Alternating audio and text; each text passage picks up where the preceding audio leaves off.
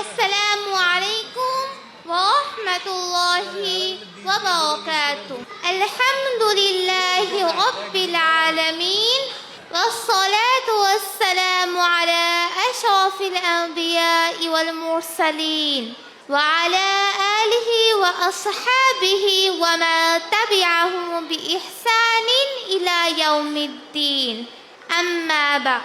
আজকের এই আনন্দঘন অনুষ্ঠানে সম্মানিত সভাপতি, সম্মানিত প্রধান অতিথি, বিশেষ অতিথিবৃন্দ, সম্মানিত প্রিন্সিপাল স্যার, শ্রদ্ধেয় শিক্ষক মণ্ডলী, সম্মানিত অভিভাবক ও অভিভাবিকাবৃন্দ এবং প্রিয় শিক্ষার্থী বন্ধুরা, তানজিমুল উম্মাহ গার্লস হিফজ মাদ্রাসা মোহাম্মদপুর শাখা কর্তৃক আয়োজিত আজকের এই বার্ষিক পুরস্কার বিতরণী অনুষ্ঠানে সবাইকে আন্তরিক শুভেচ্ছা ও অভিনন্দন জানাচ্ছি।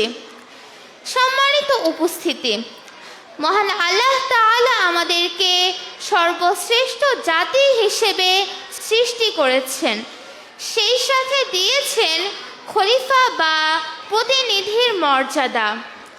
আর এই নবুয়তি দায়িত্ব পালনে আমাদের প্রয়োজন সুস্বাস্থ্য। নবী করিম সাল্লাল্লাহু আলাইহি ওয়াসাল্লাম সুস্বাস্থ্যের জন্য তাগিদ দিয়েছেন। তিনি বলেন, সিহহাতাকা ক্বাবলা সাকমিক, অর্থাৎ তোমরা অসুস্থ হবার পূর্বে সুস্থতাকে প্রাধান্য দাও। সুস্বাস্থ্যের জন্য প্রয়োজন শরীয়তসম্মত খেলাধুলা।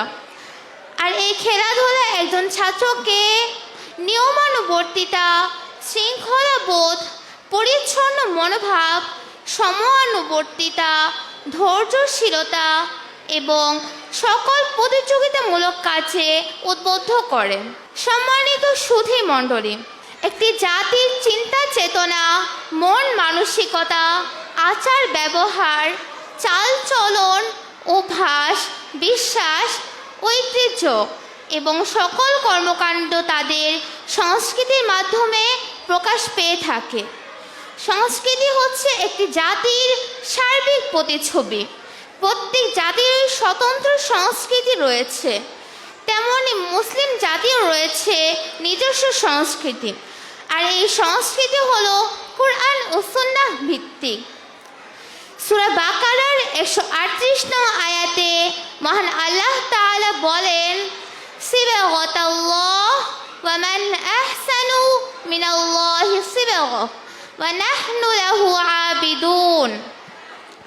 যার অর্থ হচ্ছে, তোমরা আল্লাহর রং ধারণ করো, আর কার রং তার চেয়ে উত্তম, আমরা তো তারই ইবাদত করি।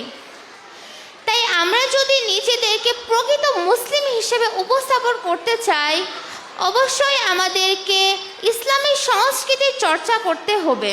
সম্মানিত উপস্থিতি, আমাদের প্রাণপ্রিয় প্রতিষ্ঠান তানজিমুল উম্মাহ গার্লস হিফজ মাদ্রাসা লেখাপড়ার পাশাপাশি খেলাধুলা ও ইসলামী সংস্কৃতির জন্য বিশেষ গুরুত্ব দিয়ে থাকছেন।